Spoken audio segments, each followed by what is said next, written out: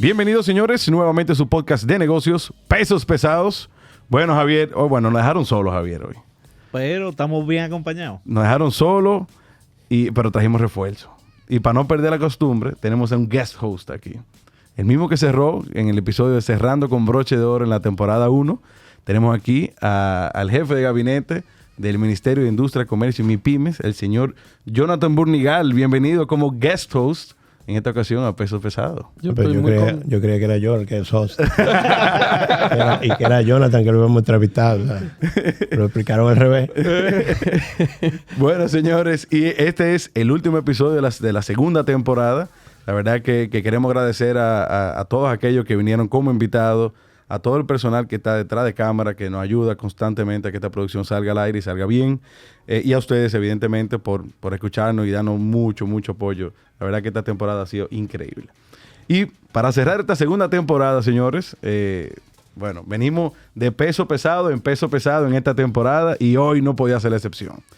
Hemos traído por primera vez a alguien que viene del sector, digamos, del derecho legal, pero igual que peso pesado, nosotros queríamos que fuera un poquito diferente. En el caso, y que me refiero a diferente en el sentido de que hemos traído una persona que en un sector tan clásico, tan tradicional como lo es el derecho, el hombre se ha inventado un montón de cosas. El hombre trajo innovación a un sector que debe ser uno de los sectores más complejos para innovar. Y para eso hemos traído al presidente de OMG, la firma consultora, y para eso trajimos al presidente de esa empresa, el señor Leonel Melo. Bienvenido. Muchas gracias. Me siento muy complacido de estar aquí. Gustavo, Javier, Jonathan, muchas gracias por la invitación. La verdad que, para nosotros es un placer y un honor tenerlo aquí con nosotros y finalmente escuchar su historia. Mi esposa trabaja con usted. Yo he ido conociendo un poquito. No. Clarificación. Yo trabajo con ella. Pero la verdad que queremos conocerlo a fondo. Yo sé que hay mucha gente que ya nos está escuchando que quieren saber de dónde sale esta persona y cómo llega a tener esta firma consultora tan importante en el país que ya tiene en 21 años, me parece que va para 21 años. 21 años. 21 años. Recién cumplido el 11 de mayo de este año. Y óyeme, ha tenido una trascendencia enorme en solo no, pero en 20 años, 21 años. Ya se puede dar un trago en cualquier parte del mundo. Sí. Así fue que lo celebramos. Mayoría de edad en la forma correcta, con un trago. Y nosotros queremos comenzar por la persona que está detrás de todo esto. Yo sé que hay muchas personas que están detrás de esto, pero digamos que el líder de este proyecto, queremos saber dónde sale, a nivel académico, por dónde inicia, su vida profesional, cómo inicia y dónde inicia. Y probablemente cuáles fueron esos primeros retos antes de que nazca lo que es hoy en día OMG. Ok, tú dijiste que tenía como 3 horas, ¿verdad? Tenemos, no, pues dale para allá. Contarle que no la facture. No facturamos por hora. Eso es importante. Y entonces, primera innovación. Esa fue una de las innovaciones. Hace 15 años, eliminar la facturación por hora. Lo hicimos hasta con una sesión de trabajo que le llamamos Bye Hours. Así mismo. Que eso es súper, y ahí le interrumpo, es súper interesante ver cómo esta firma de consultores y de consultoría en general, o sea, tiene un nivel de estandarización que puede irse de head to head con cualquier multinacional que está aquí en el país, sí. Que es algo que a mí en lo particular me impresiona mucho. Sí, creemos en el concepto de value billing. La idea es sentarnos frente al proyecto, entender cuál es el valor que nos comprometemos a agregar al cliente, ponerle un precio a eso y es la forma como lo hacemos. Pero a tu pregunta, Gustavo, yo nací en Santo Domingo. Fui a la escuela en Santo Domingo, en el Colegio Nuestra Señora de la Altagracia, en Consa. Luego me fui a hacer mis estudios de licenciatura en Derecho a Santiago. Aunque soy de Santo Domingo, me había hecho ya la idea como de vivir solo temprano. Y porque iba a estudiar ingeniería originalmente. Iba a estudiar ingeniería en Santiago. Y cuando los test de aptitud me dijeron, mira, lo que debes estudiar Derecho porque tú crees que a ti te gusta la ingeniería porque te gusta la matemática, porque te gusta la lógica. Aunque tú no lo creas, eso es el derecho, matemática y lógica. Y fue mi primer encuentro con la profesión de una manera diferente, de un ángulo diferente. Y como me había hecho ya la idea de estudiar en Santiago solo, entonces dije, bueno, que voy a estudiar Derecho, pero voy a estudiar en la escuela de Pucamaima, en ese momento Pucamaima, en Santiago. Y luego, bueno, vine a Santo Domingo, me gradué en el 89, empecé a trabajar en el 89 en una firma que se llama Pellerano y Herrera. En el 91 me fui a hacer una maestría en Estados Unidos, en la Universidad de Notre Dame, y me concentré en planificación legal, en derecho financiero, en derecho corporativo, en impuestos y en law and economics. Y probablemente volveremos a esos temas más adelante, porque tal vez ayuda mucho a entender el mindset que luego produjo OMG como tal. Vuelvo en el 93, me reintegro a Pellerano y Herrera. En el 99 me convierto en socio en Pellerano y Herrera, y entonces en el 2001 decido salir a fundar OMG. O sea que tuve 12 años allá y están los 21 años de OMG. Y la idea de OMG nace precisamente porque tenía este deseo de conciliar un interés académico muy marcado con un interés de práctica profesional muy marcado. De hecho, cuando yo terminé mi maestría, tenía la oportunidad de seguir haciendo el doctorado. Eso hubiera implicado una carrera solo académica. Y dije, no, a mí me gusta mucho la práctica, déjame volver a la práctica, pero déjame buscar la primera oportunidad que pueda para generar un proyecto que de alguna manera concilie las dos cosas. Y eso es básicamente OMG. Nosotros lo definimos como un Think and Do Tank.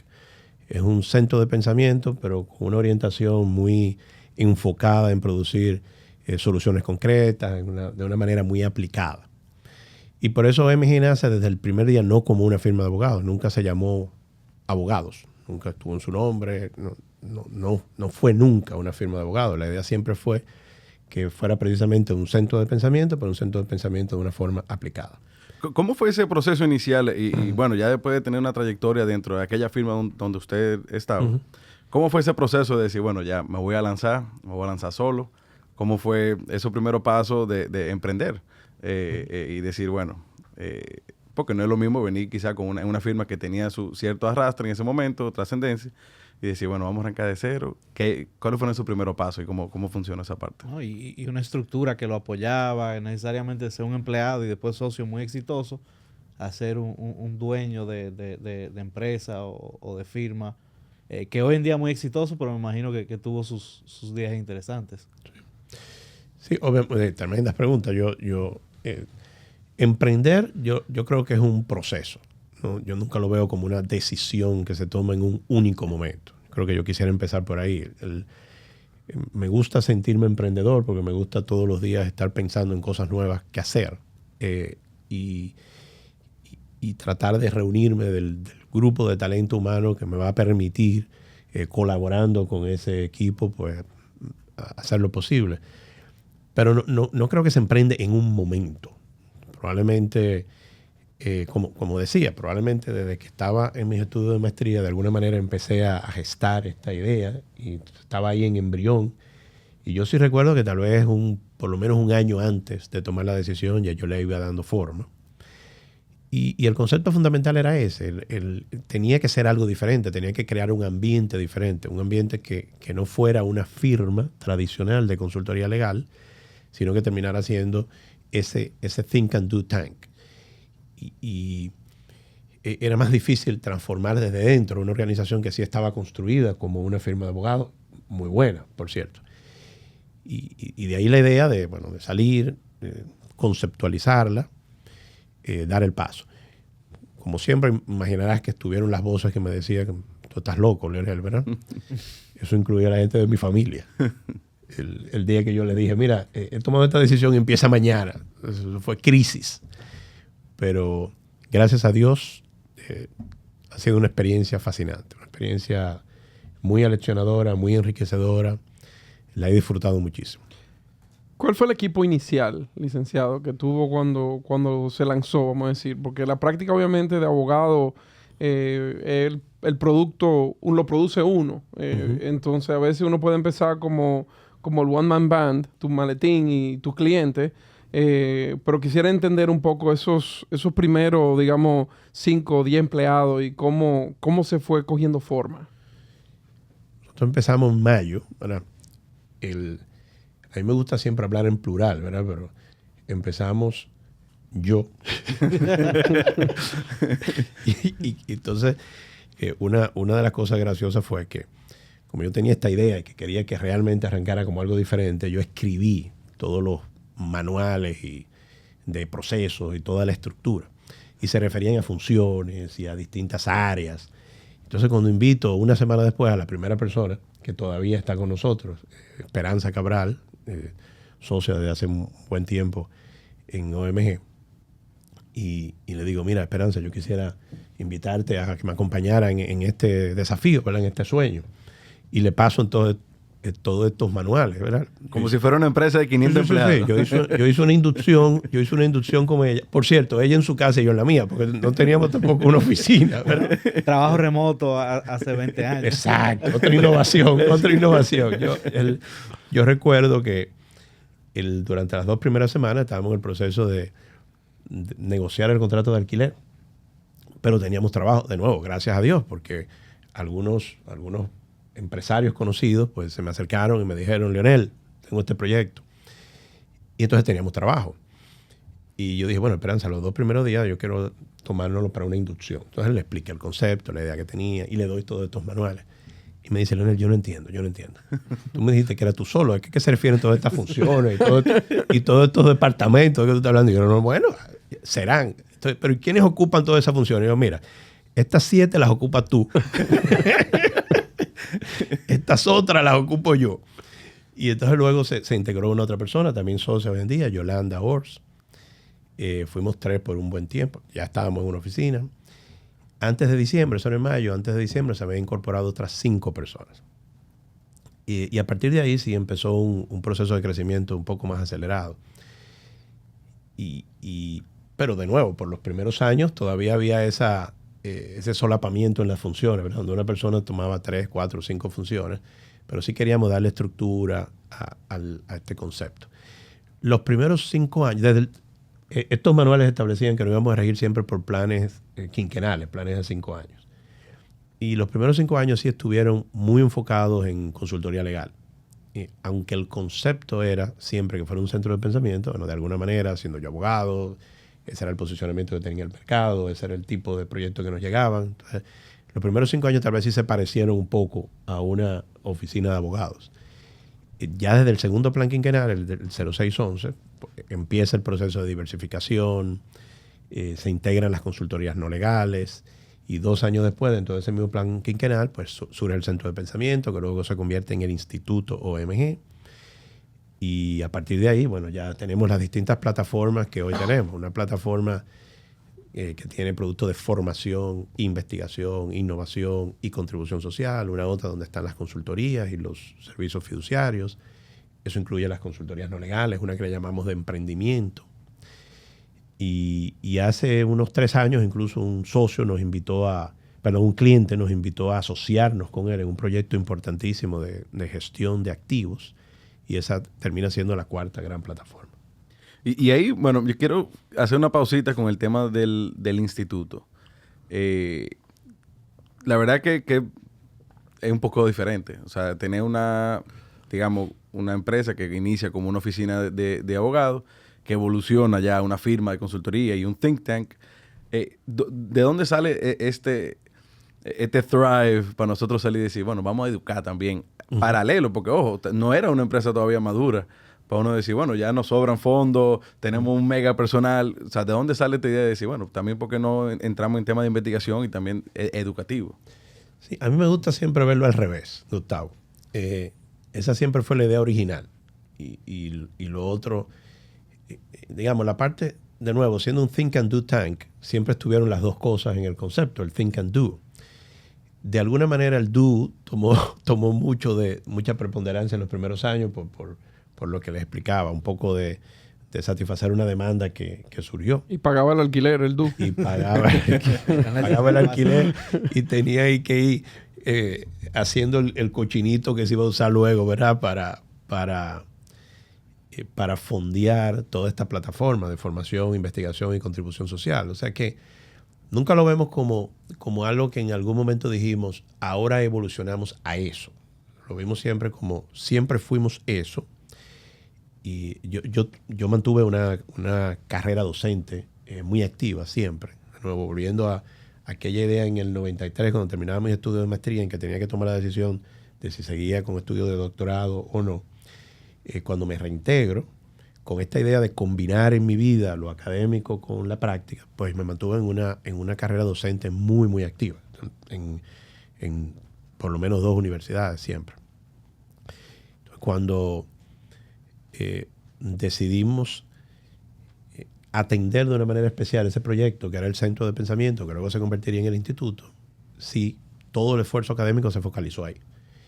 Y desde entonces es el único lugar donde tengo una actividad docente. Pero, de nuevo, no sé si sientes que respondí tu pregunta, Gustavo, pero no lo veo como que evolucionamos ahí, sino que siempre fue así desde el inicio. Ese era el concepto. Aunque cuando lo ves cronológicamente pareciera que nace 7 años después de la fundación de OMG. El concepto siempre fue ese. Y sí, es algo que requiere inversión. Requiere inversión de no solo de tiempo, mucho tiempo, requiere una inversión económica relevante. Entonces, de alguna manera, había que construir la capacidad de fondearlo. Y el DU lo fondeaba, como dice Jonathan. que ahí es bueno destacar para nuestros escuchas que, o sea, dentro de la oficina de OMG hay aulas que son transparentes incluso, me parece, ¿no? Y ya hoy en día tienen un grado en Derecho, lo que comúnmente probablemente se conoce como licenciatura, pero tienen maestrías también dentro de la oficina de OMG. Correcto. Sí, nosotros, el espacio físico, que nosotros le llamamos Casa OMG, porque nos gusta, tenemos este concepto de que somos toda una gran familia, una familia extendida, y que esa es nuestra casa, pero también que todos nuestros stakeholders, estudiantes, clientes, proveedores, socios, todo, pues están ahí en su casa. Y perdón que lo interrumpa, licenciado. Yo habiendo sido hermano, o soy hermano de dos ex-OMG, digo que se siente así. Sí. Porque yo me sentía a veces como el hermano el primo que venía a quedarse en la casa. Sí. Ernesto y Nicole fueron parte son parte, porque para nosotros no se deja de ser parte de la familia OMG. Y por lo tanto Jonathan también. Por el concepto de familia extendida, que también es importante para nosotros. Pero sí, tal vez una de las que se pudieran considerar innovaciones es que desde hace 15 años tenemos un concepto de open space, realmente open space, y cuando nos movimos a lo que es nuestra nueva casa OMG hace casi 5 años, pues pudimos además integrarlo más todavía, porque en nuestro viejo edificio estábamos en 3 pisos distintos, con el mismo concepto de open space, pero ahora están mucho más integradas, donde las estaciones de trabajo pues se miran con los salones de conferencia y viceversa. Tenemos un concepto, digamos, de paridad en los espacios. Todos usamos el mismo espacio, un escritorio exactamente idéntico para todos nosotros, independientemente de seniority, y nos vamos rotando el lugar en que quedan en distintos momentos del año. Y esos que alguien que vaya pensando en las consultorías los ve como salones de conferencia, son los mismos que, si lo ve desde el punto de vista de la plataforma de formación e investigación, son las aulas. Es decir, los mismos salones en los que llegas tú a reunirte un día para un tema de consultoría, pues es el mismo salón donde vas a un programa de doctorado, de un posgrado, un seminario, un diplomado, etc. Yo creo que antes de nosotros entrar... Y un poco, perdón, Gustavo, tu punto de las maestrías y el grado. El Instituto OMG, que es un instituto especializado aprobado por el Ministerio de Educación Superior, originalmente nace solamente para productos de maestría. Y hay 3 maestrías. Una maestría en estrategia legal, una maestría en derecho público económico y una maestría en transacciones de negocios. Pero la idea siempre fue llegar a tener un programa de grado. Se llama grado en derecho. La idea nuestra siempre ha sido que el derecho es capaz de transformar una sociedad, de generar riqueza, de generar valor, de evolucionarla. Y que para eso se requiere que los profesionales nos formemos con esa visión, con la visión de que nosotros agregamos valor a los proyectos y no destruimos valor.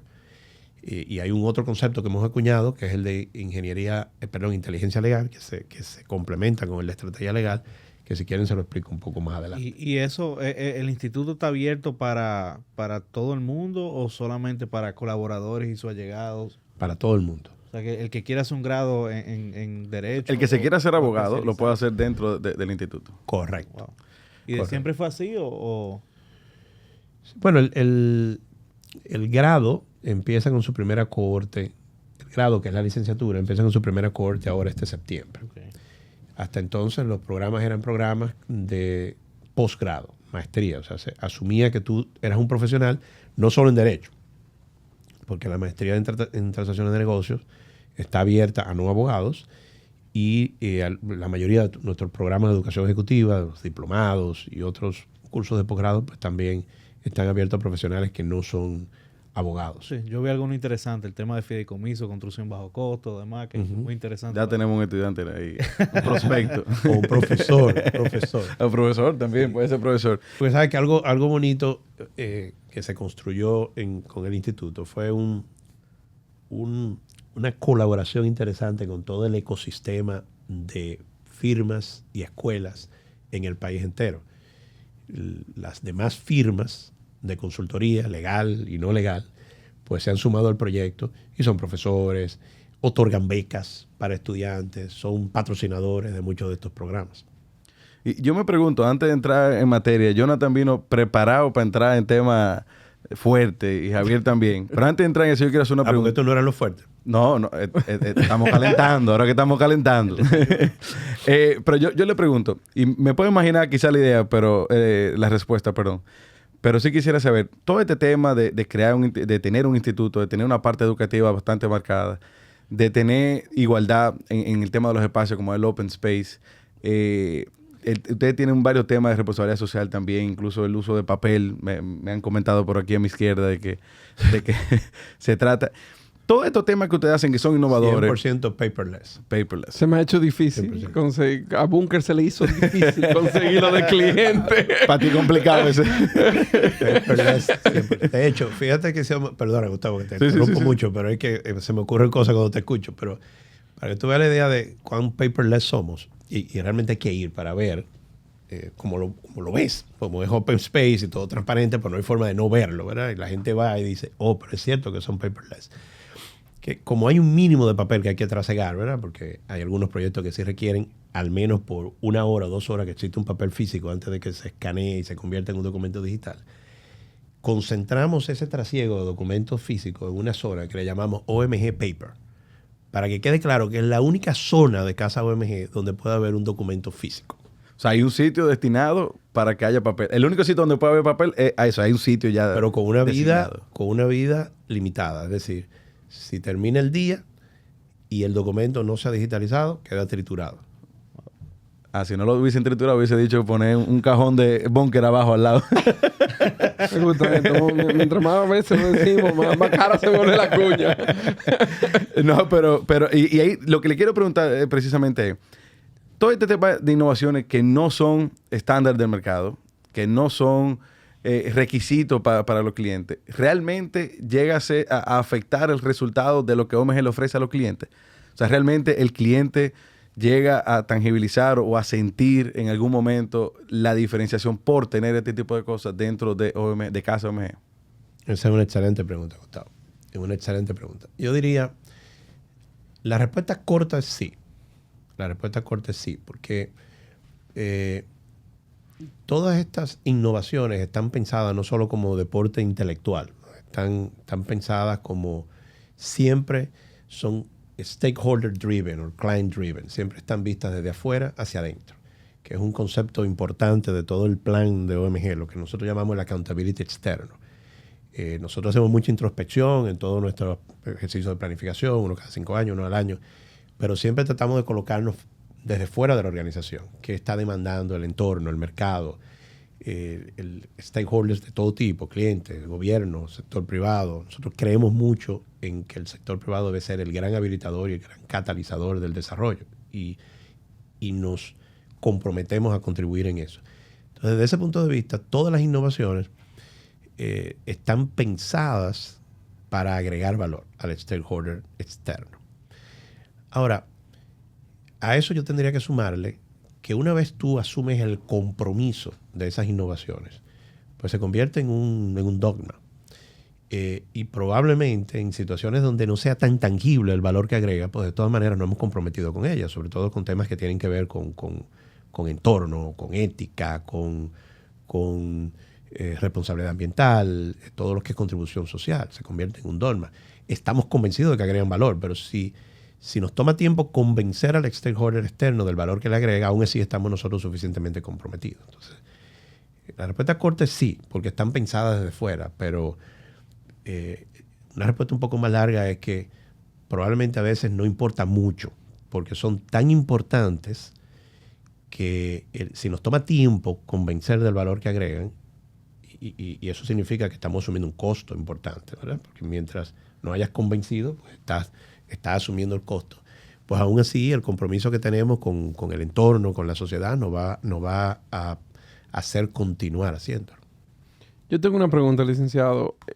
Usted habló cuando empezaron Esperanza, después fueron agregándose personas al equipo suyo. Usted le entregó los manuales. Sí, Jonathan, déjame decirte algo. Una de las innovaciones nuestras, importantes, es que hace, de los 21 años, no tenemos 21, yo diría que hace 20, yo le pedí a todo el mundo en OMG que nunca me dijera licenciado. Mentira, eso es mentira, porque yo lo conozco a usted como el licenciado. No, pero yo decía... Por ejemplo, mi esposa le dice LMG. Correcto. Entonces yo decía, o sea, perdón, pero es que de verdad es algo importante en nuestra cultura, realmente. Yo decía, nuestra cultura tiene algunos rasgos así. Por ejemplo, mi nombre no está de ninguna manera. Por un breve tiempo se llamó Oficina Melo Guerrero y yo muy rápido le pedí a unos consultores en identidad corporativa, mira, yo quiero que tú quites el nombre mío de ahí, porque el concepto que queremos crear de equipo, de colaboración, pues no es consistente con que mi nombre esté ahí. Entonces, bueno, la idea genial de los consultores fue, vamos a ponerle OMG, porque ya el dominio era OMG, ya ese era el short name. Y yo decía, pero OMG era Oficina Melo Guerrero. Y dice, sí, pero en 20 años ya tú vas a poder solo decir OMG y nunca va a estar relacionado con tu nombre. Y usted no sabía que iba a ser Oh My God. Me enteré que era Oh My God una vez que un cliente me llama y me dice, Leonel, acabo de entender qué significa OMG. Dice, ¿qué significa? Dice, me acabo de recibir una factura tuya. Dije, ¡Oh My God! OMG. Pero el tema del licenciado, que dice, mira, que eso genera como una distancia. Entonces, mire, no se puede decir licenciado. Pero ¿cómo lo decimos? Pues yo me llamo Leonel, dígame mi nombre. Y bueno, me tomó un tiempo lograrlo. Tienes razón. Jonathan, me tomó un tiempo, pero en uno de nuestros planning retreats, nosotros lo llamamos SAP, sesión de anual de planificación estratégica, me dice alguien, pero una pregunta, si le decimos licenciado, ¿usted considera eso como bullying? Y yo, sí, es bullying. Entonces, o sea que Jonathan tiene 28 minutos haciendo bullying aquí. Por eso al final se lo tuve que decir. Entonces, claro, todo el mundo encontró la forma de decirme. Por ejemplo, Patricia me dice LMG, hay gente que me dice Leonel, hay gente que no me dice. ¡Ey, mire! Mister, señor. Que tú te das cuenta, venga, pero esta persona hace un año que no me habla. No, pero le iba a preguntar, que hay dos temas que a mí me encantaría que podamos tocar, si Gustavo me lo permite, porque yo vine pidiendo permiso. Aquí hoy. Tú eres host, no. Tú eres parte del equipo. El tema de gobernanza o gobierno corporativo y el tema de liderazgo, que yo creo que si algo le distingue también a su figura y a la oficina de ustedes, es que tiene mucha gente joven. Y eso yo creo que es producto de un liderazgo claro y que usted ha podido reclutar mucho talento de muy alto nivel. Me encantaría entender al inicio, mientras se agregaban personas, en donde de alguna forma en una empresa pequeña a veces la toma de decisiones no queda claro cómo se hace. Obviamente usted tenía su visión, pero el número 2 o el número 3 empleado quizás se sentía también como fundador de la oficina. ¿Cómo se tomaban la decisión en un inicio? ¿Y cómo ha ido evolucionando eso a nivel de OMG? Dado que ha tenido tantas innovaciones y tantas, digamos, aunque es redundante, pero tantas cosas nuevas como fuera el instituto, direcciones estratégicas que pudieran ser no tradicionales. Buenísima pregunta, Jonathan. Mira, hay algunos principios que rigen todo el gobierno de OMG que son importantes. Lo primero es esa idea de colaboración y de trabajo en equipo, que siempre está ahí. El principio siempre es que toda decisión de todo tipo, sea para algo interno o para la estrategia del cliente, se toma siempre en colaboración. Y si ves las políticas de OMG, te vas a dar cuenta de que son así. No se puede hacer absolutamente nada sin trabajar en equipo. Tenemos unos sistemas de peer reviews, cada cosa está sometida a esas revisiones. Son muchos equipos pequeños que trabajan de manera coordinada. Entonces, no existe en nuestra política la posibilidad de nadie tomar una decisión solo de ningún tipo, hacia lo externo o hacia lo interno. Esa idea de colaboración y trabajo de equipo. Lo segundo es la idea de crear una cultura y permearla. Porque la clave de la descentralización es justamente que haya una comunión en la cultura. O sea, si todos compartimos la cultura, pues cada uno de nosotros tomando decisiones por separado, incluso cuando no podíamos coordinarnos, pues vamos a tomar decisiones consistentes. Entonces, por eso hay mucho énfasis y mucha inversión de tiempo en expresar de una manera muy clara, muy explícita la cultura, exponerla, escribirla, reiterarla, inducirla, etc. Eso yo creo que es lo segundo. Lo tercero es una estructura muy plana, muy horizontal. El principio es siempre, nunca puede haber nada que tenga más de 3 niveles de decisión. O sea, que no importa cuántos niveles de seniority haya, a través de los distintos mecanismos de decisión, siempre pues tienen que generarse esa horizontalidad. Y un otro principio que para mí ha sido siempre central es nunca en 21 años yo personalmente como el líder o la cabeza le he hecho un overrule a nadie, en absolutamente nada. El día que algún equipo o alguna persona tomara una decisión que yo la considerara inconsistente de alguna manera con tal vez mi expectativa o lo que yo hubiera diseñado, pues yo lo veo como una oportunidad de culturizar, no como una oportunidad de hacer un overrule. Entonces, te pudiera sumar 10 principios más, pero yo diría que esos son los principales.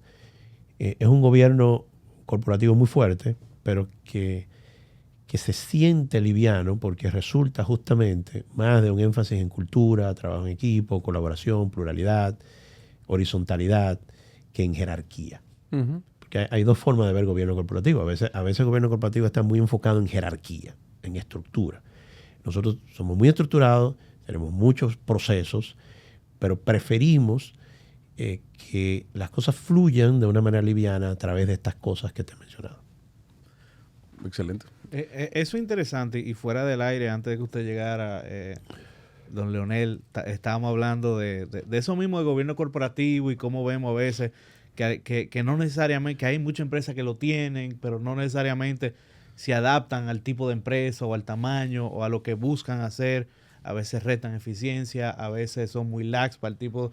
Donde un empresario o alguien desde que está empezando un negocio, así como usted empezó en su momento, o ya empresas con más madurez, más tamaño, pueden auxiliarse, ayudarse e inspirarse en mejorar su sistema de gobernanza, control y bueno, de gobierno corporativo que se adapte a sus necesidades o a su visión.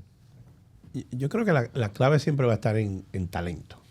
La clave siempre va a estar en la gente. Tú puedes diseñar estructuras, tú puedes escribir procesos, pero el gobierno es un tema humano, es un tema humano. Y por eso nosotros hacemos muchísimo énfasis siempre, incluso cuando estamos en negociaciones, cuando estamos negociando contratos, en el concepto de la ética en los negocios, en el concepto del honor, del código de honor, de la conducta. La conducta termina siendo muy importante.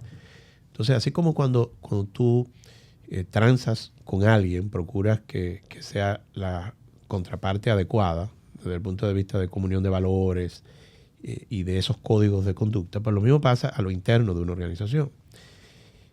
Y esa es la clave, es que la gente sea la correcta, que reciba siempre el entrenamiento y la capacitación correcta y oportuna, que hayan los canales de comunicación fluidos que permitan discutir expectativas, ajustarlas, evolucionar en las expectativas, porque las carreras evolucionan, son dinámicas. Una persona no se mantiene con las mismas expectativas por 100 años. Claro. Y que se genere de esa manera cultura. Al final, las organizaciones que tú las ves desde fuera, que tienen el gobierno más fuerte, es porque están reunidas, están conformadas de la gente correcta. It's always people. Y ahí siguiendo, bueno, con el mismo tema de gobierno corporativo, y hay un concepto y un término del cual OMG se ha adueñado mucho. Yo quisiera que hablemos de eso y expandir, y el tema de estrategia legal. A mí me gustaría saber en qué consiste, con qué se come esto, cómo funciona el asunto, y también quizás cerrando esa parte de estrategia, ver cómo ustedes se encargan de que lo que sea que ustedes le propongan sea algo más preventivo a que sea reactivo, sino preparar al cliente para que no sucedan situaciones y no entrar probablemente en un litigio, sino que estructurarlo de una manera tal y prepararlo para que realmente tenga un esquema de prevención y de que el negocio fluya como debe fluir y se enfoque en su core business. Buenísimas las dos preguntas. La idea de estrategia legal es una idea que efectivamente hemos acuñado nosotros. Le hemos dedicado mucho tiempo a investigarla, a escribir sobre ella. Cuando hablo de nosotros siempre estoy pensando en la familia OMG completa, ¿verdad? No en mí solo. No, cuando te decía que la clave está en la persona, yo he sido siempre bendecido por el equipo humano más espectacular que tú te puedes imaginar. Y siempre ha sido así. ¿Cuántos colaboradores tiene la familia hoy en día? Son casi 100. Wow. Y son 96 para ser exacto. La idea de estrategia legal conecta muy bien con esto del think and do tank, ¿verdad? En el derecho hay siempre una tentación muy grande a solo pensar en el deber ser, en cómo debería ser el sistema legal para ser eficiente. Pero la necesidad del cliente o del stakeholder es inmediata, no puede esperar la transformación del sistema. El concepto de estrategia legal es uno en el que tú te detienes y dices, bueno, voy a tomar las variables del entorno jurídico como son hoy, as a given, y voy a tratar de producir la estructura más eficiente para el cliente con ese entorno que existe hoy en día. Esa es una dimensión. La otra importante es que es muy instrumentalista porque siempre está pensada en función del objetivo de negocio del cliente. Y volvemos al concepto de ser client driven. Es el estratega legal, el abogado, visto como un estratega legal, tiene que enfocarse en entender el negocio del cliente, el objetivo del negocio del cliente. Y a eso nos gusta llamarle el modelo OST, objetivo, estrategia, táctica. Identifico el objetivo y una vez lo tengo muy claro, entonces me volteo al entorno jurídico y digo, ¿qué me ofrece el entorno jurídico que me permita trazar una ruta para lograr ese objetivo? Y esa es la S, la estrategia, que conecta la táctica con el objetivo. Es un concepto muy poderoso, muy poderoso. Escribimos sobre eso, enseñamos eso, hay una maestría solo para eso, en el grado tiene un componente muy grande también. Y eso permea todo lo que se hace en OMG. Lo primero que se hace para un proyecto cualquiera en OMG es algo que se llama RAE, Reporte de Análisis Estratégico. Y es un documento, digital siempre, obviamente, que dice, ok, ¿cuál es el objetivo del negocio del cliente? Y no puedo pasar al paso 2 hasta que no lo entiendo. Y obviamente el abogado tiene que llegar a conocer la industria del cliente, tiene que ser capaz no solo de entender el objetivo, sino de ayudarlo a producir el objetivo, acompañarlo en ese proceso estratégico. Y luego, con un conocimiento muy profundo del entorno jurídico, del sistema, decir, ok, este es mi menú de elementos que yo puedo utilizar para trazar esa estrategia. Ese es el de estrategia legal, se complementa con el que mencionaba antes de inteligencia legal, que está visto más del lado del cliente, del negocio. Que es decir, déjame reconocer que el derecho puede agregarle valor a mi proyecto y no solo destruir valor. Hay un concepto que es que a veces el empresario dice, bueno, déjame pensar en mi proyecto. Entonces, ok, me da un retorno de un 20%. Bueno, ahora tengo que sentarme con los abogados. Y ese retorno baja ahora como a un 12%. Porque viene todo el levantamiento de riesgos. Ese concepto de que el abogado esté enfocado en detección de riesgo y mitigación de riesgos. El concepto de inteligencia legal hace un flip de eso y dice, no, el sistema legal puede ser una fuente de generación de valor.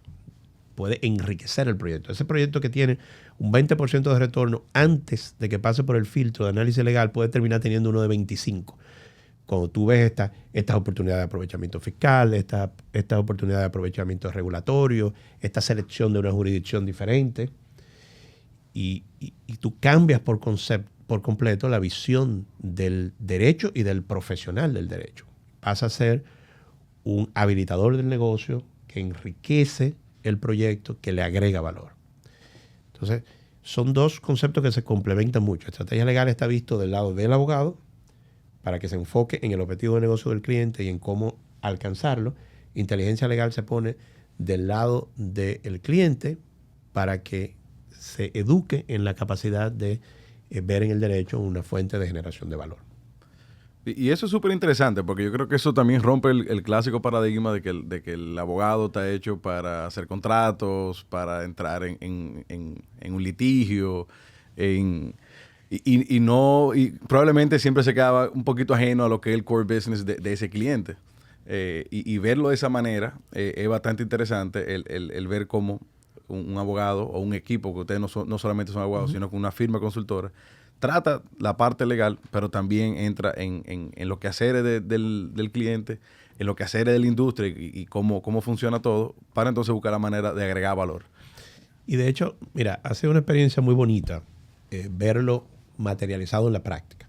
Yo les mencionaba antes que una de las 4 plataformas de la organización es justamente una en la que nosotros nos asociamos con un cliente que es gestor de fondos de inversión para gestionarlos. ¿Y cómo se llegó ahí? Justamente se llegó ahí porque con este enfoque en estrategia legal y en inteligencia legal, pues los clientes en algún momento dicen, mira, yo quisiera que tú me acompañes en mis procesos estratégicos.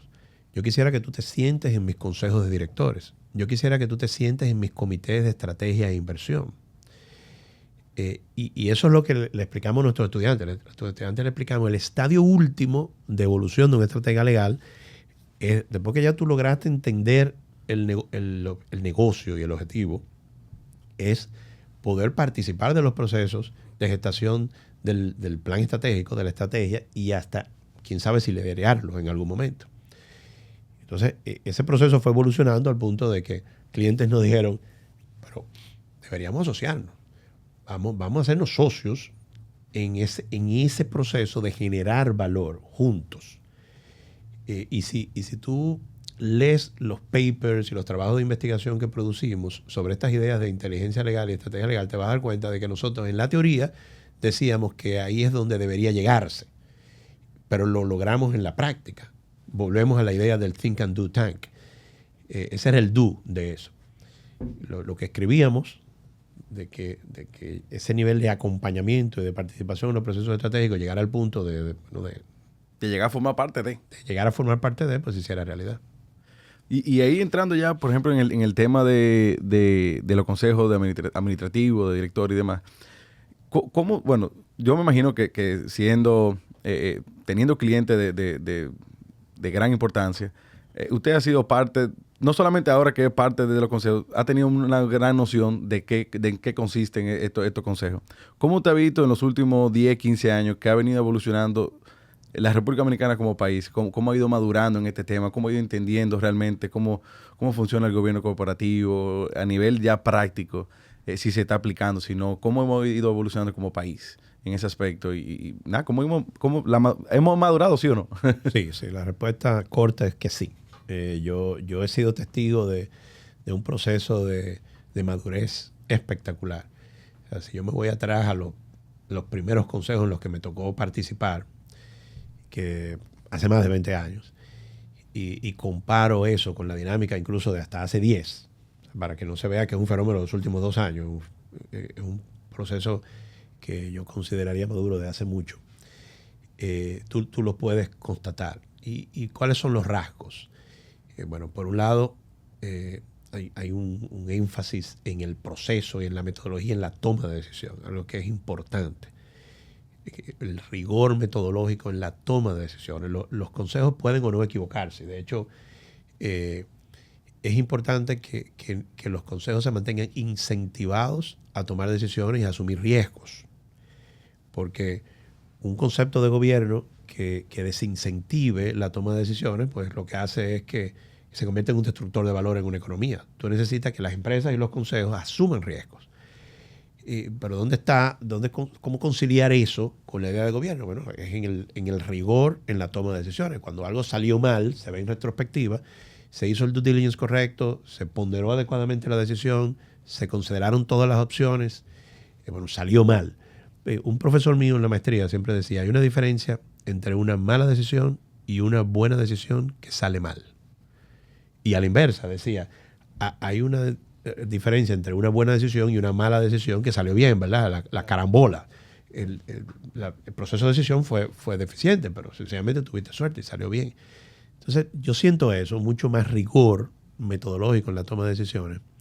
La participación de los directores independientes, que no solamente ha incrementado, sino que asumen un rol de liderazgo mayor, porque inicialmente tú lo veías más como un check. Bueno, dice el librito, dicen los estándares de gobierno corporativo que hay que incluir directores independientes, pues vamos a traer 2 directores independientes. Pero ahora me siento en consejos donde los directores independientes asumen posiciones de liderazgo. Como el comité de auditoría. Por ejemplo, o los comités de nombramiento y compensación, o los comités de riesgo, etc. Y sobre todo en empresas familiares, ustedes saben que las empresas familiares representan por mucho la mayor generación de riqueza en el mundo. Es algo que hay que preservar, proteger, estimular, pero la forma de protegerlas es justamente asegurándose de que existen estos foros independientes y esta contribución independiente en las tomas de decisiones. Yo creo que hemos evolucionado mucho y eso se puede ver en las empresas, la forma como mejora su desempeño, cómo pueden reaccionar ante entornos adversos, de una economía extremadamente resiliente. Y cuando uno hace un análisis de por qué es tan resiliente, se da cuenta que la resiliencia está en el seno de las empresas. Volvemos a esa idea que mencionaba antes, de que es el sector privado el que transforma una economía. Es ahí donde está la resiliencia. No está en nuestro sistema legal, no está en que las compañías se han robustecido, se han institucionalizado y por eso están preparadas y bien posicionadas para reaccionar a situaciones de entorno. La que hemos visto en los últimos 3 años, muy buen ejemplo, pero también las vimos hace 7 y hace 15. Y ahí yo le pregunto, por ejemplo, yéndonos a un caso hipotético de una empresa grande, ya con cierta madurez, una empresa de 20, 30 años, qué sé yo, con facturaciones por encima de los 5,000, 10,000 millones de pesos anuales. ¿Cuál usted entiende que dentro de ese consejo debería ser el alcance ideal y la responsabilidad ideal de ese consejo directamente? En una empresa más o menos con esas características. Estrategia.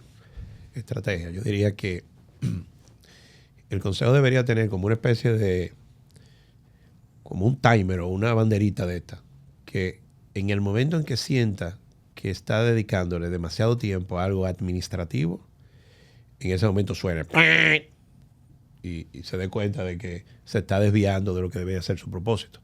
Los consejos deben estar pensando en estrategia, en aprovechar oportunidades, en identificarlas, en capturarlas. Y obviamente en construir un equipo de management suficientemente fuerte para no tener que dedicarle sus sesiones y su tiempo a micromanage. Entonces, estrategia. O sea que ahí generalizando un poco, el consejo que esté dedicado a rendición de cuentas, más que otra cosa, no está haciendo bien su trabajo. Definitivamente que no. Sí, rendición de cuentas es algo que se puede subir a un cloud vayan y vean los documentos y alguien si tiene una pregunta, pues me llama. Claro. Y he visto de todos, Javier, he visto de todos. Le estoy hablando realmente por mi experiencia. Y es el tipo de cosas en las que tú ves que se transforman. Recuerdo consejos donde las sesiones eran que te presentaran, ¿verdad?, los estados del mes, noticias, cosas importantes que hayan ocurrido algún producto. Y entonces tú dices, bueno, pero para eso no teníamos que reunirnos. Eso puede ser un email. Correcto. Yo no creo en email, por eso no hablo de email, pero... Newsletter. pero sí, es... Un tipo de un earnings call. Sí. En donde el gestor o el gerente, la cultura, el presidente de un consejo, normalmente sets the pace en cómo se llevan hasta las mismas reglas de cómo se toman las decisiones. Y puede ser, en caso de empresas familiares con un independiente, quizá es simplemente que levante la mano y diga un consejo. Porque yo lo iba hablando con Gustavo, tal concepto, consejo de administración, que yo odio esa palabra, porque como usted dice, no debemos de estar administrando a nivel de consejo. Excelente punto. Sí. Pero también... Le voy a cambiar el nombre en todos los estatutos que encuentre. Me gustó eso. Pero yo lo que siento a veces que los consejos deben hacer un calendario corporativo y quizá al inicio del año tienen que saber cuáles son las decisiones que tienen que tomar. Y después construir las sesiones del consejo a semejanza de ese tipo de cosas. Sí. Hay veces que uno dice, no, vamos a reunir cada 2 meses por 2 horas, un de 3 a 5. Pero si de 3 a 5 se va nada más en rendición de cuentas y le dedicamos 15 minutos en 2 de las sesiones a preguntar hacia dónde vamos, pues se perdió el año entero. Correcto. Y no sé, quizás usted, que yo sé que preside unos cuantos consejos, ¿cómo usted entonces gerencia adentro del consejo para eso? Sí, eso es muy buen punto, Jonathan. Yo diría, definitivamente es la responsabilidad del presidente o del chairman del consejo marcar la pauta, ¿verdad? Crear el calendario, asegurarse de que el mayor contenido sea estratégico y reaccionar adecuadamente cuando no está ocurriendo eso. Como decía antes, a veces, mira, ¿qué está pasando? Probablemente tenemos que ahora sentarnos a pensar en el equipo. Hay algo que nos está fallando en el equipo humano, que es lo que hace que estemos nosotros teniendo que administrar y no estrategizando. Pero yo creo que el chairman también tiene que reconocer todas las opciones de liderazgo que hay en el consejo. Tú mencionabas el caso de presidentes de empresas familiares donde tienen directores independientes. A veces el director independiente es el que puede asumir ese liderazgo, y el chairman, si está convencido del valor que le agrega el director independiente, pues lo va a dejar. Entonces, como chairman, pues lo pienso de la misma manera. Trato de asegurarme de que veo en esta misa cuáles son todas las opciones de asumir liderazgo en distintos temas y promover que ese liderazgo sea asumido. Y de hecho, yo creo que dejé una pregunta en el aire tuya antes, cuando me hablabas de gobierno corporativo y liderazgo. Están muy conectados, justamente. Están muy conectados, porque para lograr que los consejos se inviertan su tiempo en estrategia, en identificar y capturar oportunidades, pues se necesita asumir ese liderazgo. Tengo otra pregunta. ¿Qué puede, vamos a decir, usted tiene un equipo muy, como dije, de muy alto nivel, de muy alto desempeño? Y quizás dentro de las escuchas de peso pesado, yo asumo que también hay personas que están más preparadas de lo que creen, yo creo. Y que a veces por lo menos yo he estado ya en numerosos boards como independiente. ¿Qué puede hacer alguien para entrar en un board? O sea, ¿dónde pueden encontrar estas oportunidades para exponerse a algo diferente y poder, vamos a decir, crecer de una forma de experiencial estando en boards de otra persona? ¿Cómo uno llega a un board, básicamente? Mira, de nuevo, otra excelente pregunta, Jonathan. La respuesta al día de hoy, tristemente, es word of mouth, ¿verdad? Es la persona debe dejarse saber disponible. Y o sea, tengo gente que me llama, me dice, Leonel, cuando estén buscando a alguien para un board, considérame. Y ahí te mando mi currículum. A veces no necesito el currículum, pero realmente esa llamada es un wake-up call. Me dice, wow, Jonathan, pero obviamente tú serías un excelente miembro de un consejo y no te tenía en el radar. Gracias por llamarme, ¿verdad? Eso es malo, ¿verdad? Que dependa de eso, dependa de que tú estés atento a voluntariarte y a que te pase la oportunidad en el momento correcto. Yo entiendo que deberían generarse foros para esto. Entonces, obviamente, puedo usar LinkedIn u otras plataformas y sencillamente postear y decir, estoy disponible y me gustaría ser un director independiente, pero tal vez deberían crearse otros foros más especializados, tanto desde el punto de vista de entrenamiento como desde el punto de vista de accesibilidad o disponibilidad. Nosotros en el Instituto BMG hemos considerado crear un programa de formación, no lo hemos hecho todavía, precisamente para directores independientes. Y se nos ocurre que nosotros pudiéramos evolucionar esa idea justamente a que hubiera una plataforma. Una vez nosotros tengamos el programa, entonces ya pues nos convertimos en una de esas fuentes a las que tú te estás refiriendo, donde la gente diga, déjame llamar al Instituto BMG y preguntarle, ¿tienes algunos candidatos para un director independiente en esta industria? Me llevo, por tu pregunta, el compromiso de hacerlo muy rápido. Porque realmente la inquietud es muy válida. Yo veo los consejos que no encuentran a los directores independientes cuando los están buscando y a la gente que dice, wow, yo quisiera ser director independiente y no sé cómo llego. Y le agrego a eso también todo el tema de que se ha demostrado que la diversidad en los consejos agrega muchísimo valor. Entonces, si es un tema de word of mouth, uno está, vamos a decir, a la merced de cuáles fueron las recomendaciones que te llegaron. Correcto. Pero quizá yo necesito un tremendo mercadólogo y lo único que tengo son 3 recomendaciones de financiero. Correcto. Entonces, construir una base de datos, una cantera, vamos a decir, de gente interesada, yo creo que pudiera agregar muchísimo valor. Me llevo el compromiso de hacerlo nosotros. Y ahí yo creo que también aporta a romper la cultura de que, bueno, tenemos que hacer un consejo ya, la empresa está grande y traemos a nuestros mejores amigos a la mesa. Que al final del día son parte de la familia extendida, claro, que no necesariamente tengan la capacidad de toma de decisión que requerimos para ese momento. O sea que la verdad que es interesante. No son independientes. Si correcto. Hacemos la plataforma aquí en la oficina mía. Bueno, ya tenemos. On the house. Tenemos dos. No, de hecho, es como tú dices, Gustavo. A mí, por eso decía que he visto la evolución. Hace muchos años venía un consultor en gobierno corporativo externo y decía, bueno, ustedes deben tener director independiente. Dice, bueno, el consultor dijo que hay que hacerlo. ¿Y a quiénes buscamos? Entonces, bueno, buscamos a Gustavo, a Javier y a Jonathan. A los amigos que no me iban a generar necesariamente fricción en las tomas de decisiones. Los mejores directores independientes son los que, no porque generen fricción, sino por su independencia, precisamente, están continuamente desafiando las decisiones. Recuerdo un consejo que a mí me tocó presidir por un periodo y cuando lo asumí, el presidente saliente me dijo, hay X persona, ¿verdad? Uno de los directores, va a ser la persona más contestataria que tú te vas a encontrar, pero siempre te va a agregar valor. Y cuando yo salí, era una de esas posiciones rotatorias, cuando yo salí, recuerdo que lo primero que hice fue llamar a esa persona y le dije exactamente como tú lo decías. Fue siempre contestatario, siempre agregó valor. Sin desperdicio, cada uno de sus comentarios. Increíble. Y ahí, bueno, te voy a robar la pregunta, porque a mí me gustó. Dale. No, y volviendo un poquito a poner el sombrero de consultor, fuera del aire estábamos conversando un poco con el tema de cómo nosotros vamos, cómo lideramos hacia arriba.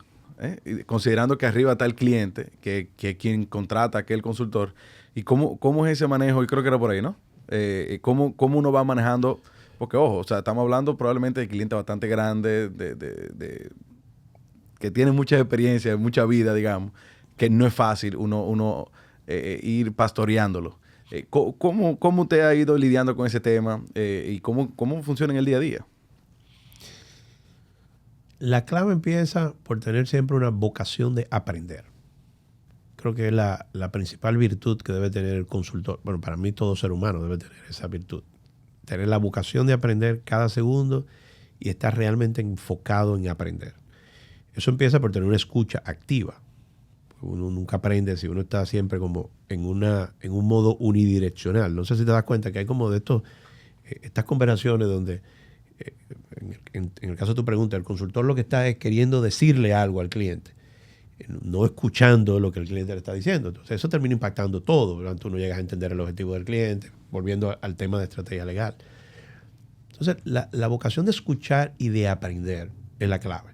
Porque como tú dices, el cliente es siempre sofisticado. El cliente tiene mucho conocimiento, está muy bien entrenado, muy bien formado, tiene mucha experiencia. Eso significa que el 90% de las cosas que tú hubieras escrito que probablemente el cliente necesitaría, pues no las necesita, porque ya las tiene, las domina. Entonces, la única forma de tú descubrir cómo agregar valor y dónde agregar valor es precisamente atendiendo y aprendiendo. Es decir, ok, déjame aprender de su negocio para en ese proceso de aprendizaje decir, ok, aquí hay una oportunidad. Y hacerlo con mucha humildad y mucha honestidad profesional y mucha honestidad intelectual. Es decir, si no hay nada que agregar, no hay nada que agregar. Y uno tiene que tener la capacidad de reconocerlo. ¿Qué cosas usted ha hecho para aprender del negocio? Vamos a decir, como usted dice. ¿Usted ha ido a reuniones con clientes? Sí. Para O aprender... sea, cliente no suyo, sino acompañar a su cliente a una reunión con un cliente de ellos. Sí. Todo eso. O sea, ver al cliente en acción, verlo con sus contrapartes, en un momento donde mi único rol ahí es aprender. No estoy ahí en un rol activo más que el de aprender, el de escuchar, el de entender. Leer mucho, que ser muy autodidacta. Leer sobre esa industria, sobre ese negocio, sobre esa profesión. Tratar de entender un poco la profesión del cliente, porque el primer, divorcio de mindset ocurre por un tema de enfoque profesional. Están entrenados de maneras distintas. Y sí, todo eso. Uno debe realmente buscar y aprovechar toda oportunidad para escuchar y aprender. Y en ese proceso de escuchar y aprender es que uno va identificando la mayoría de las veces alguna avenida para agregar valor. Es decir, esta es. Cuando se hace de esa manera, el cliente la aprecia mucho, pero el cliente dice, ok, esta persona no está tratando de enseñarme lo que no tiene que enseñarme o ofrecerme lo que no va a agregar valor. Y eso no significa, ojo, que lo haya hecho bien siempre, ¿eh? Al revés, uno aprende de sus propios errores. Es ese ejercicio de decir, ven acá, pero en esto realmente me di cuenta muy tarde que X, Y, Z pues no necesariamente agregaban valor, porque no era algo, no lo había entendido. Entonces, uno va asumiendo ese compromiso de atención y de aprendizaje, y ahí es donde va encontrando la oportunidad de agregar valor. Y de nuevo, con mucha honestidad intelectual. Cuando no hay nada que agregar, no hay nada que agregar. Yo tengo yo ya sé que llegamos a la hora y siempre respetamos las escuchas con su tiempo. Pero yo tenía una última pregunta, que yo creo que para los jóvenes profesionales, cuando tengo aquí a mis colegas Gustavo y Javier, yo sé que siempre todo el mundo quisiera llegar a tener un gran equipo, como usted mencionó. Yo quisiera saber cuál ha sido su ingrediente secreto de cómo atraer y cómo reclutar jóvenes que comparten su filosofía y que, digamos, la posibilidad de agarrar lo mejor de lo mejor, que se convierte, yo creo que en una fórmula perfecta. Me encantaría que usted quizás dé eso como una golosina de entender el cómo uno tiene que approach el reclutamiento como líder en una empresa. Yo le añadiría un solo elemento, que es el tema de la retención. También. De cómo ustedes también logran esa retención. Aquí a mi izquierda tengo un tema. Bueno, empieza por tratar de generar una cultura que sea atractiva. O sea, tienes que generar una cultura que haga que objetivamente pues alguien quiera trabajar en el lugar. Fíjate que lo objetivizo, no hablo de trabajar con una persona, porque las organizaciones deben despersonalizarse. Esa es la primera parte de todo, deben despersonalizarse. No es que yo quiero ir a trabajar con Gustavo, quiero ir a trabajar en su organización, en lo que ha construido. Y eso está formado obviamente de gente, pero que se despersonaliza y se convierte en una colectividad. Entonces, hay que construir eso, hay que construir algo que por sí atraiga. Lo segundo es oportunidad. ¿Y cómo defino yo la oportunidad? Tú debes tener un enfoque en capturar talento y no en llenar vacantes. Cuando te enfocas en llenar vacantes, pues siempre vas a estar limitado por el tiempo, por la necesidad. Si tú tienes una política de captura de talento, estás sencillamente continuamente buscando el mejor talento disponible. Eso significa que a veces te traes un talento que no lo necesitas, entre comillas. Es decir, la idea de generar capacidad instalada, yo siempre la he considerado como fundamental. A veces las organizaciones, y eso es una gran inversión, obviamente, con todo lo que eso implica. Pero a veces las organizaciones lo que están midiendo, bueno, ¿qué necesito? Una gente, pues déjame tener .75 y veo cómo...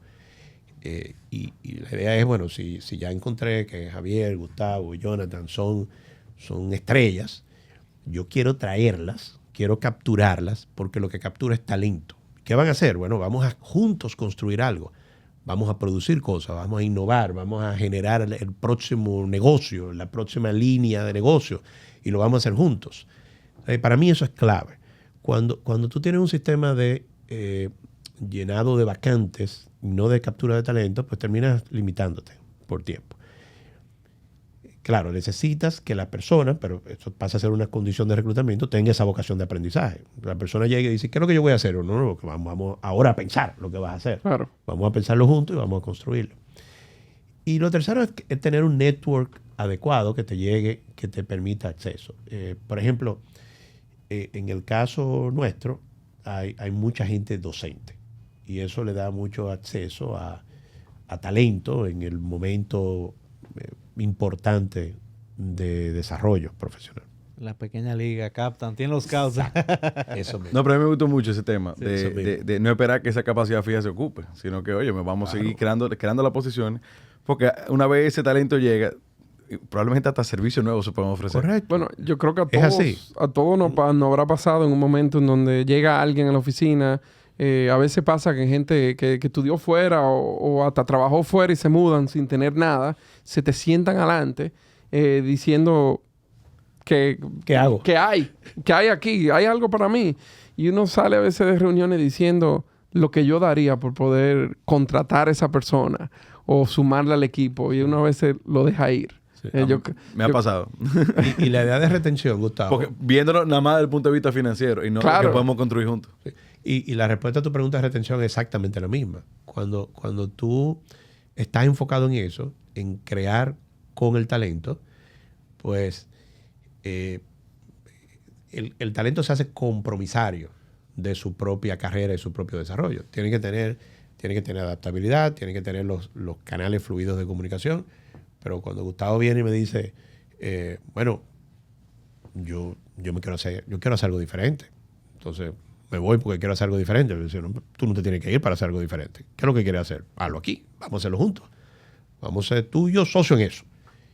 Y bueno, eso es parte de la clave de retención. Ahora, si lo ves como, a ver si a Gustavo yo lo estoy necesitando en este momento en el pipeline, entonces pues retención pasa a ser incluso irrelevante. Sí, y ahí ya cerrando, que hubo un punto que no tocamos que también me parece bastante interesante, que es el tema de, que me parece que es algo nuevo, que es el Lab OMG, que es un hub más o menos como de emprendimiento. Uh-huh. ¿De qué se trata eso? Y bueno, ya tenemos varias bases cubiertas, la parte educativa, pero esto que entra como soporte a aquellos emprendedores, ¿cómo funciona? Sí, es una... te voy a decir en qué se parece a cualquier otra plataforma de emprendimiento y en qué es distinta, ¿verdad? Se parece en el que la idea es justamente generar oportunidades para que el emprendedor se desarrolle. Nosotros desde nuestra plataforma de investigación e información identificamos hace mucho tiempo que en Dominicana tenemos un problema estructural, sistémico, que impide al emprendedor desarrollarse. Esto es una economía hiperlíquida que sin embargo no logra canalizar dinero al emprendedor. El emprendedor puede conseguir fácilmente dinero para comprarse un carro, para comprarse una batidora, pero no necesariamente para fundear su negocio. Y nosotros dijimos, bueno, vamos a trabajar de dos maneras. Por un lado, del lado de investigación, vamos a hacer propuestas concretas que resuelvan esos temas estructurales, sistémicos, para que los emprendedores tengan acceso al dinero. pero vamos a generarle también un espacio que les permita desarrollar su idea y donde los podamos acompañar.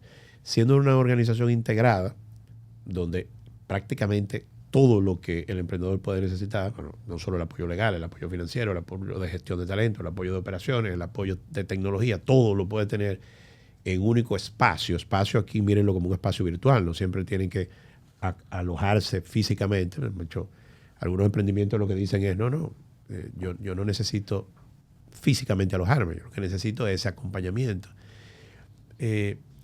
¿Y qué es novedoso? Bueno, es novedoso la capacidad de agregarle de manera inmediata todo eso. Muchas veces los hub de emprendedores tienen que salir a buscar ese apoyo, porque no lo tienen.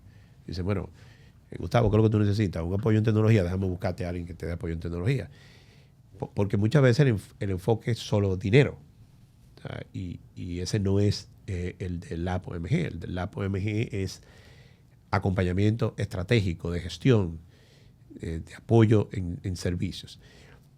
Y siempre que el emprendedor pues esté dispuesto, pues se toma una participación, de manera que haya una alineación completa y absoluta con el emprendedor. Excelente. La verdad que una increíble iniciativa. Y siguiendo con esa parte ya de, digamos, de los emprendedores, que muchas veces lo pintamos como jóvenes, pero no necesariamente tiene que ser tan joven para ser emprendedor. Aquellas personas que están pasando por un momento complejo, aquellos que están en esa travesía de vida buscando mejoría a nivel profesional, y ya esto sí, ya para ir cerrando, ¿qué consejo usted le daría a esas personas que están probablemente, como estuvo Lionel en el 98, 99, inquieto, pensando cuál va a ser el segundo paso, y ya en el 2000 comenzar a materializarlo, ya para que el 2001 ya nazca lo que es OMG? ¿Qué consejo usted le daría a esas personas que están atravesando por ahí? Quizá hasta incluir, si es posible, un fracaso, un reto grande que usted tuvo en ese camino. ¿Qué usted le aconsejaría a esas personas que están batallando y que quieren echar para adelante y quisieran algún día poder decir, bueno, yo tengo casa fulanito de tal? Sí, mira, muy de acuerdo contigo en que el emprendimiento no es un tema biológico. Algunos de los que han tenido ustedes aquí en Peso Pesado, para mí son de los grandes emprendedores hoy, en República Dominicana, y probablemente tienen ya varias décadas emprendiendo. El emprendimiento se convierte en una vocación, una actitud. Estás continuamente queriendo crear algo. Consejos, bueno, primero, conceptualizar. Yo creo que uno tiene que pasar de una idea a un concepto. Y eso es importante. Todos nosotros tenemos 400 ideas todos los días. Pero hay que convertir eso en un concepto, en algo un poquito más articulado, un poco más estructurado y darle forma. Y a partir de ahí crear un plan. Y siguiendo esa lógica que hablábamos antes, ¿verdad? Del OST, es decir, ¿cuál es el objetivo? ¿Cuál es el end game? ¿Qué es lo que realmente quiero accomplish? No puede ser solo deporte intelectual, no puede ser solo la satisfacción de crear algo, tiene que haber algo que trascienda. Y si no se identifica eso, pues probablemente pues va a ser muy difícil luego lograr sostenibilidad y poder consolidarlo. Entonces, de idea pasas a concepto, te aseguras de que tenga un propósito, un objetivo que trascienda, y entonces trazas un plan. Y el plan debe ser rígido en el sentido de que debe ser suficientemente detallado. Luego viene la capacidad de adaptarse. Si tú me preguntas por fracasos, pues para mí, yo considero fracasos todas las veces que me tuve que adaptar a un cronograma. Porque muchas de las cosas de las que hemos hablado hoy ocurrieron años después del año en el que yo originalmente me propuse que ocurrieran. Y si lo veo en retrospectiva y me pregunta fracaso, para mí todo eso fueron fracasos en el sentido de que, bueno, me lo propuse que ocurriera en año 1 y terminó ocurriendo en año 7. Pero ¿qué hizo que se evolucionara del 1 al 7? Bueno, ahí es donde entra la capacidad de adaptarse, entender si fueron elementos del entorno, algún problema de diseño que hay que revisar y mantener entonces el enfoque. Entonces, tienes que conciliar esa rigidez del plan con tu capacidad de adaptación. Y gente, people, de nuevo, it's always about people. El emprendedor a veces tiene la sensación y de nuevo, para mí, emprendedor es toda persona que está pensando en algo, aunque sea en el seno de una organización que puede ser muy grande, puede ser muy madura y puede ser muy vieja. Pero si no la conectas con gente, entonces el emprendimiento nunca va a florecer. Por eso es que es siempre talent driven. El emprendimiento siempre es talent driven. Si tienes la idea y no encuentras la persona correcta que lo asuma, que pueda convertirse en el champion y que tenga la misma vocación y la misma identificación con el proyecto, entonces ese probablemente es un proyecto que debes postergar, porque no lo vas a lograr solamente con la idea, el concepto y el plan. You need the people. Yo estoy pensando, escuchando esto, y lo pensé ahorita cuando te hablaba de siempre estar buscando talento.